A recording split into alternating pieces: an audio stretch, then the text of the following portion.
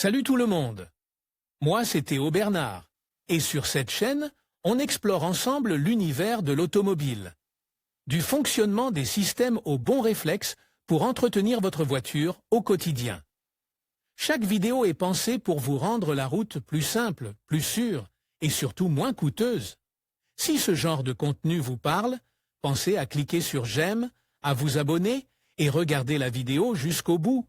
Les infos les plus utiles sont souvent à la Dès fin. qu'une personne achète une voiture, la première chose qu'elle doit faire est de souscrire une assurance responsabilité civile. En effet, pour pouvoir conduire son véhicule, il est obligatoire d'être assuré afin de bénéficier de la couverture nécessaire en cas d'accident ou de dommages causés à des tiers. De nos jours, il n'est pas rare de rencontrer des personnes qui, bien qu'ayant un véhicule à leur nom, souscrivent une police d'assurance au nom d'un parent ou d'un proche. Normalement, l'objectif de cette action est lié à l'économie d'un certain coût, bien qu'il puisse y avoir d'autres occasions où le titulaire de la police ne coïncide pas avec le propriétaire de la voiture. Les meilleures offres pour la location privée. Obtenez une nouvelle voiture pour la première fois avec notre service de location. Opel Corsa 1.2 TXHL 74 kW GS à partir de 277 € au mois et TVA incluse. Plus d'informations. Kia Stonic 1.0 TGDI MEV Business à partir de 306 € au mois et TTC. Plus d'informations. Nissan Juke DIGT 84 kW. 6e T-Acenta à partir de 311 € au mois et TTC. Plus d'informations. Différence entre propriétaire, preneur d'assurance et conducteur d'un véhicule. Index des postes pour comprendre pourquoi le nom du preneur d'assurance ne doit pas nécessairement correspondre au nom du propriétaire de la voiture. Il faut connaître la différence entre les trois chiffres importants qui apparaissent dans un contrat d'assurance responsabilité civile, le propriétaire, le preneur d'assurance et le conducteur d'un véhicule. Le propriétaire du véhicule. Le propriétaire du véhicule est le propriétaire et le détenteur de la voiture assurée. Son nom doit figurer sur le certificat d'immatriculation de la voiture et il doit disposer, au minimum, d'une assurance responsabilité civile obligatoire de base. Il est également possible que le propriétaire de la voiture soit une personne physique ou une personne morale. Si le propriétaire n'est pas assuré, il peut se voir infliger une amende. Le preneur d'assurance. Le preneur d'assurance est la personne physique ou morale qui signe le contrat avec la compagnie d'assurance et qui est donc responsable du paiement de l'assurance. Lors de la signature du contrat, de nombreuses caractéristiques sont prises en compte par les assureurs, comme par exemple l'ancienneté du permis de conduire ou la sinistralité. Dans le cas d'une personne morale, c'est le taux d'accident de la société ou du conducteur habituel qui sera pris en compte. Le conducteur est la personne qui figure dans le contrat d'assurance comme bénéficiaire de la couverture incluse en cas de sinistre. Il peut coïncider avec le propriétaire, le preneur d'assurance ou être une personne différente. En fonction de l'âge du conducteur, de son expérience et de son taux d'accident, les assureurs calculent la prime à payer pour l'assurance. Les assureurs calculeront la prime que vous devrez payer pour l'assurance en fonction de votre âge, de votre expérience et du taux d'accident du conducteur. Il est également possible d'inclure le second conducteur, c'est celui qui, de manière régulière, peut conduire le véhicule assuré. Il doit donc être inclus dans la police afin qu'en cas d'accident, il soit toujours couvert. Conducteur occasionnel utilise lorsque la voiture est conduite sporadiquement par un autre conducteur. L'assureur doit l'inclure dans la police.